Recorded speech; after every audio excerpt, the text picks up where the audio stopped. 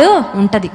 I know so many students, నేను చదువుతున్న టైంలో నాకు కొంతమంది సీనియర్స్ ఉండేవాళ్ళు స్టడీస్ని చాలా లైట్గా తీసుకున్నారు. ఏముందిలే చదివితే చదువుదాం, లేకపోతే లేదు, మా అమ్మోళ్ళు చదివిస్తున్నారు కదా వాళ్ళ కోసం అన్నట్టుగా చదివేవాళ్ళు. వాళ్ళు బీటెక్ని 7 years చదివారు. బీటెక్ ఎన్ని ఇయర్స్ ఉంటుంది? 4 years ఉంటే 7 years చదివారు అనమాట.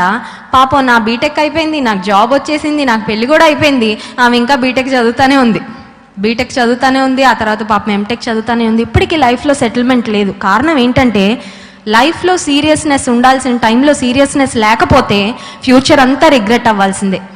ఫ్యూచర్లో బాగా ఎంజాయ్ చేసుకోవచ్చు, మీరు టైం ఎలా కావాలంటే అలా స్పెండ్ చేయొచ్చు. ఇప్పుడు చదవాల్సిన టైంలో ఖచ్చితంగా చదవాలి. దేవుని వాక్యంలో ఒక మాట ఉంటుంది, శ్రద్ధ గలవాడు ఐశ్వర్యవంతుడగును. ఇప్పుడు జాబ్ ఆపర్చునిటీస్ అన్నీ అయిపోయాక కాంపిటేటివ్ ఎగ్జామ్స్కి ఏజ్ 30 years కదండి. I think for most of the competitive exams 31వ సంవత్సరం 31st birthday జరుపుకున్న తర్వాత